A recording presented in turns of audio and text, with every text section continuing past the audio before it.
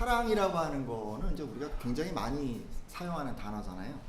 그러니까 사전을 보면 어떤 사람, 어떤 존재를 몹시 아끼고 또 귀중히 여기는 그런 마음을 보통 사랑이라고 합니다. 그러니까 사전적 의미에 의하면요, 여러분이 뭔가 아끼는 대상이 있으면 또 귀중히 여기는 어떤 대상이 있으면 지금 여러분은 그 대상을 사랑하고 있는 것이라고 할 수 있습니다. 다들 그런 대상이 있으시죠? 네. 사랑의 반대말은 그럼 뭘까요? 여러분, 그 사랑의 반대말은 대부분의 사람들이 미움이다 라고 이제 이렇게 생각을 합니다. 하지만 여러분, 금방 제가 사랑의 정의를 했잖아요. 근데 그 정의를 딱 뒤집어서 어떤 존재를 아끼지도 않고 또 귀중히 여기지도 않는 마음이다 라고 이제 생각을 한다면 미움은 반대말이라고 하기가 어렵습니다. 왜냐하면 미움은요, 적극적으로 누군가를 또 무언가를 싫어하는 것이기 때문입니다.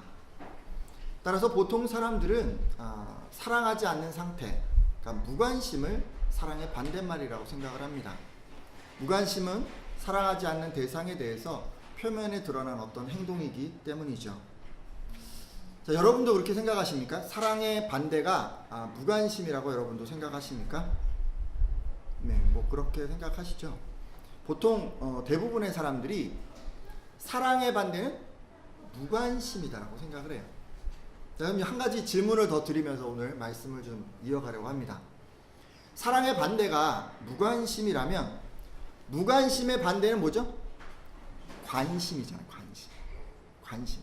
자, 그러면 사랑하고 관심은 어떤 관계가 있을까요? 사랑이 곧 관심일까요?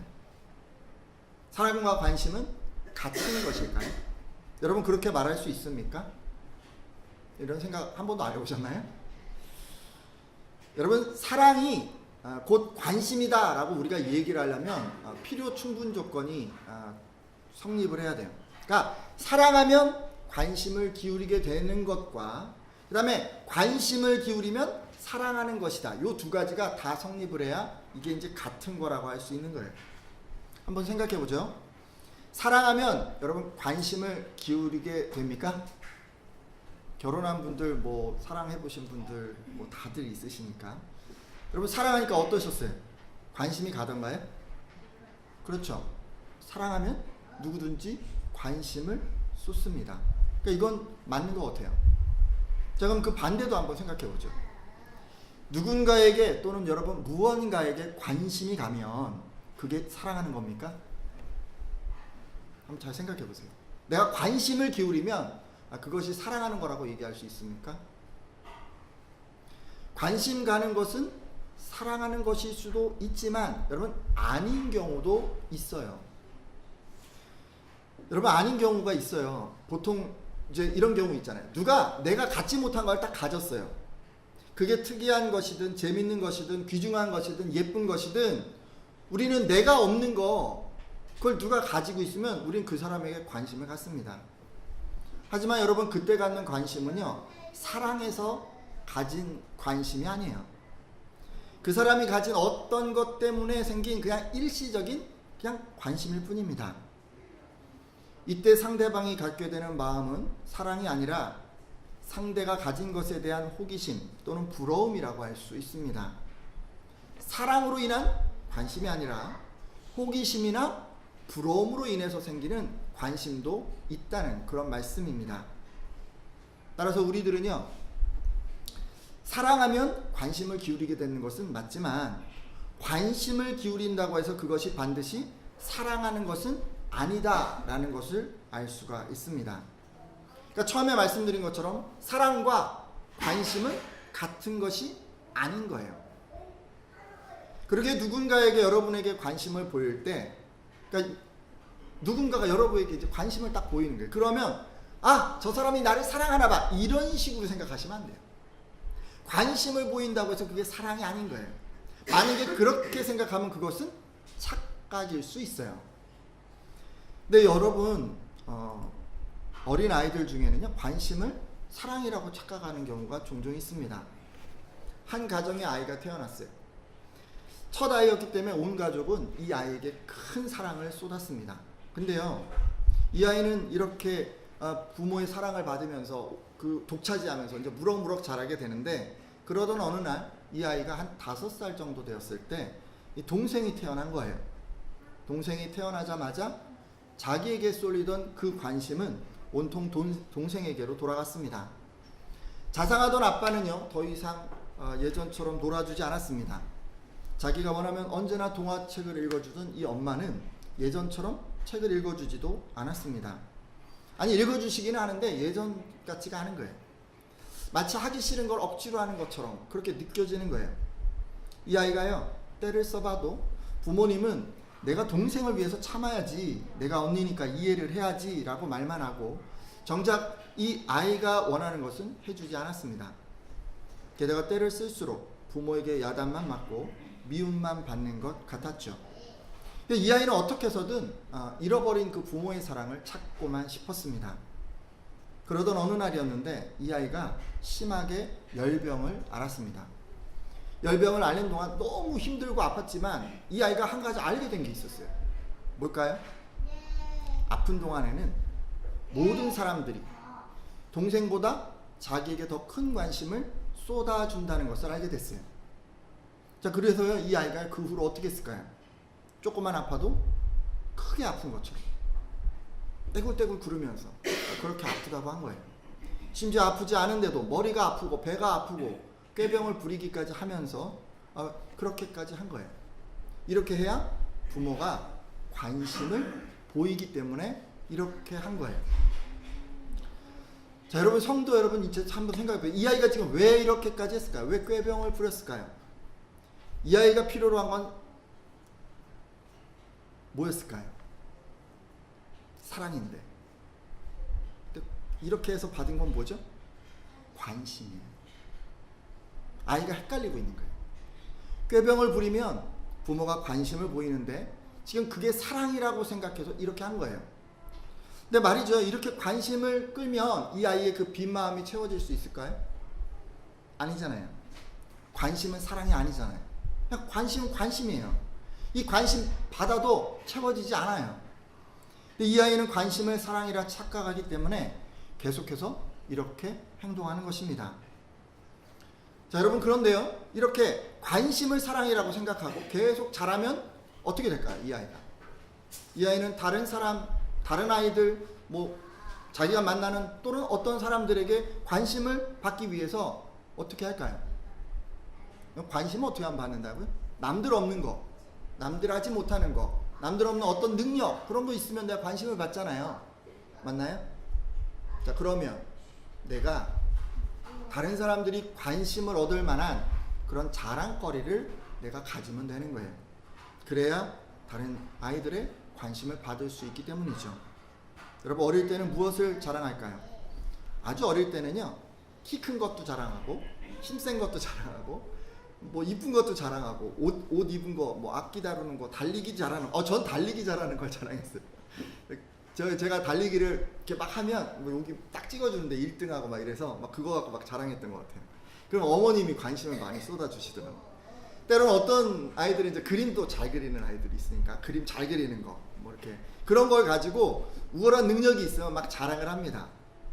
때로 자기 능력이 좀 부족하면 뭘 또 자랑하는지 알아요? 우리 집 자랑이에요. 주변 환경 자랑이에요. 친척들 자랑, 부모님 자랑, 집 자랑, 차 자랑 이런 거 하는 거예요. 여러분, 이 아이들이 이제 어린아이 때 이렇게 이제 자랑하잖아요. 다들 어린아이들 키워보셨을 때 다 자랑하잖아요. 근데 이렇게 하는 이유는 자랑거리를 통해서 다른 아이들의 관심을 받기 위해서 지금 이렇게 하는 거예요. 근데 아이들만 그런 건 아니죠. 여러분, 이제 나이 든 어른들도 그러지 않나요? 어른들도 관심이 사랑이다라고 생각하는 그런 어른들은 자랑거리를 통해서 관심을 받고자 합니다. 어른들도 남들이 부러워할 만한 것들을 자랑해서 관심을 끌고자 하는 것입니다. 어른들도 멋진 집을 가지거나 비싼 차를 가지거나 예쁜 어떤 외모를 소유함으로 다른 사람들의 관심을 끌고자 합니다. 청소년들 중에서는 이런 아이들 있잖아요. 값비싼 브랜드 옷이나 신발 이런 것도 좋아하기도 하고, 노래를 잘하는 거, TV 연예 정보를 많이 아는 거, 재밌는 얘기를 하는 거, 춤을 또 잘 추는 거, 이런 거를 이제 가지고 또 그 시기에는 인기를 끌려고 또 관심을 받으려고 합니다. 이렇듯 아이들이든 어른들이든 관심을 사랑이라고 생각하게 되면 뭔가 특이한 것, 뭔가 더 나은 것, 뭔가 더 우월한 어떤 능력으로 자랑거리를 만들어서 다른 사람들의 이제 관심을 받으려고 하는 것입니다. 근데 문제가 좀 있을 수 있어요. 일단 이렇게 자랑해서요, 다른 사람들의 관심을 받아도 이 빈 마음은 채워지지 않는다는 것입니다.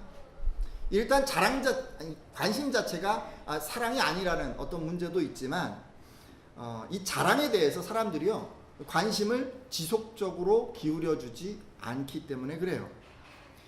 제가 어떤 것을 가지고 자랑을 했어요. 근데 이제 사람들이 와 정말 대단해 라고 이제 관심을 보였어요. 근데 그게요, 딱 그때만 그런 거예요. 내가 자랑거리를 하나, 엄청난 자랑거리를 얘기를 했는데 사람들이 우아하고 박수를 쳐주는 건 그냥 잠깐인 거예요. 그러고는 더 이상 내 자랑거리에 대해서 반응해주지 않는 거예요. 관심을 보여주지 않는 거예요. 여러분, 따라서 또 거기다가요, 이제 이런 거 있잖아요. 자랑거리를 제가 계속 똑같은 얘기를 하는 거예요. 어제도 자랑한 걸 오늘도 자랑하고 또 내일도 자랑하고 이러면 어떻게 될까요? 사람들이 싫어하잖아요. 쟤는 왜 똑같은 자랑거리를 계속 얘기를 하나? 그러니까 자랑으로 관심을 끌고자 하는 사람들은 계속해서 더 많은, 더 큰 관심거리를 만들려고 합니다. 근데 여러분, 근데요, 그렇게 할 수 있는 사람이 없어요. 모르긴 해도 계속적으로 자랑거리를 만들어낼 수 있는 사람은 아마 이 세상에 없을 것입니다. 그러기에 때로 이런 노력을 하는 사람은 자랑거리에 대해서 때로 이제 과장할 수 있어요. 작은 것은 좀 크게 과장할 수도 있고, 부족한 것은 충분한 것으로 이렇게 과장해서 자랑할 수 있습니다. 심하면 내가 없는데 좀 있는 것처럼 이렇게 이제 과장하면서, 저도 좀 그런 경험이 있는 것 같아요. 그렇게 자랑한 적이 있는 것 같아요. 근데 여러분, 이렇게 하면 어떻게 될까요? 다른 사람들이 그 자랑을 다 믿어줄까요? 아니죠. 그렇지 않을 수 있어요. 내 자랑거리가 진짜 과장된 거다, 뭐 이렇게 이제 다른 아이들이 딱 알게 되면, 또는 다른 사람들이 알게 되면요, 그 사람을 더 이상 신뢰하지 않게 됩니다. 관심을 받기 위해서 내가 자랑을 했는데 지나친 자랑을 하다 보니까 오히려 불신을 만든 것입니다. 좋은 관계가 다 망쳐지게 되는 것이죠.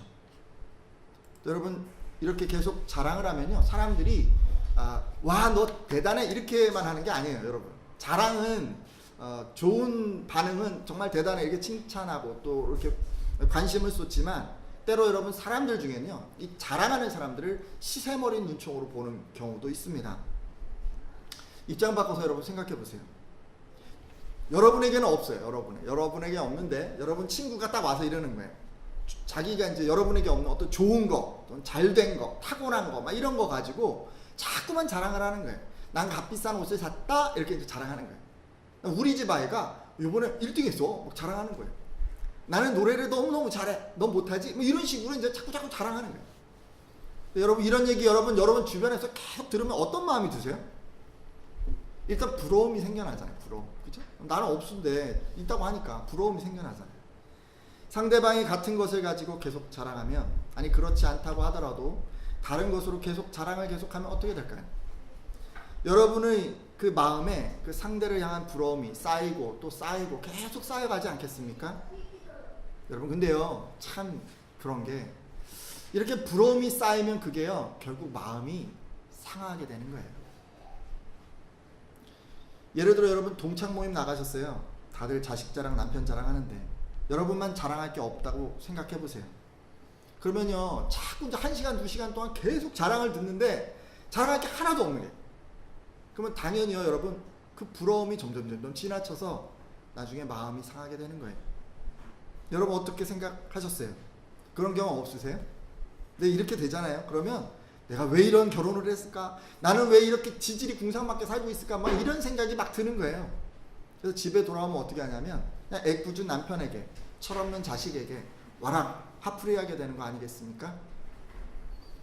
누구든 이렇게 될 수 있는 건요, 부러움이 쌓이면 결국 마음이 상하기 때문에 그런 거예요. 부러움이 깊어지면 마음이 상하는 거예요. 그래서 자랑하는 사람을 보면서 축하하고 또 공감하고 그 사람에 대해서 관심을 보여주는 것이 아니라 있잖아요, 시기하는 마음이 생겨나는 거예요. 마음이 상해서.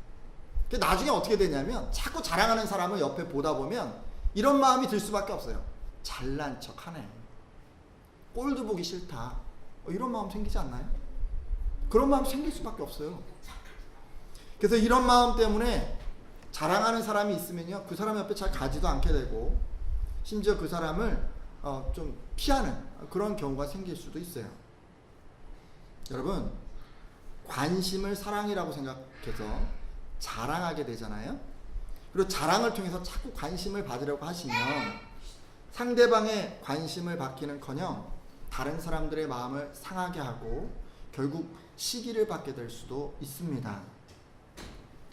지금까지요, 제가 사랑하면 관심을 기울이게 되지만 누군가 여러분에게 관심을 보인다고 해서 그것이 다 사랑하는 것은 아니라고 말씀을 드렸습니다. 그리고 여러분이 관심을 사랑이라고 착각하고 또 다른 사람의 관심을 얻기 위해서 자꾸 자랑하게 되면 결국 그 사람들의 시기를 받을 수도 있다는 것 말씀을 드렸습니다. 따라서 여러분요, 오늘 제가 얘기하고 싶은 건 이거예요. 일단 자랑하지 마세요. 자랑하면 안 돼요. 자랑으로 얻게 되는 관심은 사랑이 아니에요. 그냥 호기심이에요. 그리고 그것이 자꾸 그렇게 하면 다른 사람 마음을 상하게 합니다. 그렇게 하시면 안 돼요. 성도들에게 이 하나님께서 자랑해라 라고 부탁한 게 딱 하나 있어요. 뭘까요? 말씀에 하나님을 아는 것을 자랑하라고 하십니다. 잠깐 볼까요? 예레미야 9장 24절 말씀인데 여러분 같이 한번 읽어볼까요? 자랑하는 자는 시작. 자랑하는 자는 이것으로 자랑할지니 곧 명철하여 나를 아는 것과 나 여호와는 사랑과 정의와 공의를 땅에 행하는 자인 줄 깨닫는 것이라. 나는 이 일을 기뻐하노라. 여호와의 말씀이니라. 아멘. 여러분, 우리가 자랑해야 될 거 하나가 있는데 그게 뭐라고요? 여호와를 아는 것, 하나님을 아는 것을 자랑해야 돼요. 여러분 삶에서 하나님을 알게 된 거, 그런 거 그냥 갖고만 있지 말고, 내가 이번에 이런 하나님을 알게 됐어라고 친구들에게, 가족들에게, 주변 사람들에게 얘기해도 돼요. 하나님 그렇게 하라고 하세요. 그걸 기뻐한다고 말씀하세요. 근데 우린 이거 안 하고 자꾸 뭘 자랑하냐면, 내가 너보다 이거 조금 잘하지 않아? 내가 너보다 잘났잖아. 이런 거 자꾸 자랑하고 싶다고요. 근데 그러지 마시라고요. 그것이 상처를 주고 시기하게 하고, 그러니까 절대 자랑하지 않기 바랍니다. 자, 근데 오늘 주제가 뭐냐면 자랑이 아니라 어떻게 하면 사랑을 받을 수 있을까라는 주제인데, 자, 그러면 이제 이 얘기를 좀 해보죠. 어떻게 해야 우리는 일시적인 관심이 아니라 진정한 사랑을 주변 사람들에게 받을 수 있을까요? 제가요, 이 얘기를 이미 했어요. 5월 어린이 주일에 이 부분을 말씀을 드렸는데 이제 기억하시는 분 계신가요? 어떻게 하면 사랑받게 된다 그랬죠? 먼저 사랑하면, 먼저 사랑해야 내가 사랑을 받는다고 했어요. 맞나요? 기억나시죠? 그때 그런 말씀 드렸잖아요. 여러분, 우리가 예수님을 사랑하는 것은 예수님께서 먼저 사랑해 주셨기 때문에 우리도 사랑하게 된 것입니다 라고 제가 말씀드렸습니다. 예수님께서는 저와 여러분이 아직 죄인 되었을 때 그때 먼저 우리들을 사랑해 주셨습니다.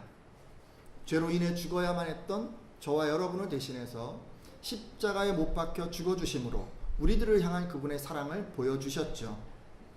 그러니까 예수 그리스도께서는 우리가 그분을 알기도 전에 먼저 우리를 사랑해 주셨던 것입니다. 그래서 우리가 그 사랑을 입고 지금 그 예수 그리스도를 사랑하게 된 것이죠. 따라서 여러분, 이런 방식으로 사랑하라는 말이에요. 이런 방식으로. 예수님의 방식은 뭐예요? 먼저 사랑하는 거예요. 먼저 사랑하는 거예요. 그러면 결국 그 사람도 나중에 나를 사랑해 준다는 것이에요. 여러분 믿으십니까? 먼저 사랑하십시오. 그래야 사랑받습니다. 저는 여러분들이 먼저 사랑하셔서 누구에게나 사랑받는 분들이 다 되시기를 소망합니다. 자, 그러면 이 원리를 좀 적용해서 우리가 이제 먼저 사랑해야 되지 않겠습니까? 먼저 사랑해야 되죠. 그죠? 어떻게 사랑하시겠어요? 성도들이 사랑해야 될 대상은요, 크게 두 대상을 우리가 사랑해야 합니다. 먼저 하나님 사랑해야 하고, 또 우리가 이웃들, 내 주변 사람들을 사랑해야 합니다. 일단 하나님을 어떻게 사랑해야 할까를 좀 살펴보겠습니다. 그리고 그 후에 하나님을 사랑하는 이 방법을 여러분 우리 이웃들에게도 좀 적용해 보려고 합니다. 자, 여러분 하나님을 사랑하시잖아요. 어떻게 그 사랑을 표현하십니까? 제가 하나님을 사랑하라고 하니까 예배 빠지지 않고 참여하고 또 헌금도 잘 드리고 봉사도 열심히 하고 뭐 이런 우리가 이제 하는 어떤 종교 행위를 떠올릴 수가 있는데, 정작 하나님께서는 그보다 더 중요한 것이 있다라고 말씀해 주십니다. 사무엘상 15장 22절 말씀인데 여러분 잘 아시는 말씀이죠? 사무엘상 15장 22절 말씀입니다. 같이 한번 읽어보겠습니다. 사무엘이 이르되 시작. 사무엘이 이르되 여호와께서 번제와 다른 제사를 그의 목소리를 청종하는 것을 좋아하심같이 좋아하시겠나이까? 순종이 제사보다 낫고 듣는 것이 순양의 기름보다 나으니. 아멘. 사무엘 선지자는 뭐라 그러세요? 말씀을 불순종하고 지금 제사를 드린 사울 왕에게 순종이 제사 드리는 것보다도 더 중요하다라고 말씀하고 있습니다. 하나님께서 좋아하시는 것, 그러니까 하나님께서 내가 진정 나를 사랑하고 있구나라고 느끼게 만드는 것, 그것은요 종교의식이 아니라는 거예요. 종교의식이 아니라 말씀에 대한 순종이라고 가르쳐 주십니다. 따라서 하나님의 그 사랑을 받고자 하는 분들은 어떻게 하면 돼요? 말씀에 철저하게 순종하시면 돼요. 그렇게 하면 하나님이 어떻게 느끼세요? 아, 저 성도가 나를 사랑하는구나 라고 그렇게 하나님 느끼세요. 그럼 어떻게 됩니까? 하나님이 사랑만 느끼고 끝납니까? 우리가 먼저 사랑했잖아요. 이렇게 하나님을 사랑했잖아요. 그럼 하나님 그냥 끝나나요? 아니요, 그렇지 않아요. 하나님이 우리를 또 사랑해 주십니다. 하나님께서는 잠언 8장 17절 상반절에 나를 사랑하는 자들이 나의 사랑을 입으며 라고 분명하게 말씀해 주십니다. 여러분 믿으십니까? 여러분이 순종함으로 말씀을 잘 따라감으로 여러분 하나님에게 대한 여러분의 사랑을 표현하면 하나님께서도 여러분을 사랑해 주시겠다라고 약속해 주십니다. 오늘 함께한 예배자들은 하나님을 먼저 사랑하십시오. 그래서 그분의 사랑을 입으십시오. 무엇보다 말씀에 대한 순종으로 여러분 마음 가운데 있는 그 사랑을 하나님께 표현하시기를 예수님의 이름으로 부탁드립니다. 자, 여러분 알고 있는 말씀 드렸어요. 자, 여러분 그러면 지금 금방 그랬잖아요. 하나님께서 내가 나를 사랑하는구나를 알게 하는 방법은 어떤 거였어요? 우리들의 뜻을, 여러분의 그 뜻을 굽히고 하나님의 말씀에 순종하면 하나님께서는 여러분이 하나님을 사랑한다라고 이렇게 생각하신다라고 제가 말씀드렸잖아요. 이 원리를 우리가 이웃들에게, 주변 사람들에게, 여러분 친구와 가족들에게 그렇게 적용하고자 합니다. 여러분의 주변 사람들도요, 여러분이 의견을 좀 내려놓고 주변 사람들의 의견을 따라갈 때 여러분이 그 사람들을 사랑하고 있다는 것을 알게 된다는 그런 말씀입니다. 물론 여러분 이건 언제나 적용 가능한 건 아니에요. 부모님들이 철없는 자녀에게 적용하시면 안 됩니다. 여러분의 의견을 포기하라는 말은 분별력이 떨어지는 자녀의 의견을 그냥 다 들어주라는 그런 말씀이 아닙니다. 하지만 이런 예외를 제외하고 대부분의 경우에는 여러분이 내가 하고 싶은 거, 내가 말하고 싶고 내가 주장하고 싶은 거, 이런 의견을 좀 포기하고 상대방의 의견을 따라가는 것을 통해서 우리는 그에 대한 우리 마음의 사랑을 표현할 수가 있습니다.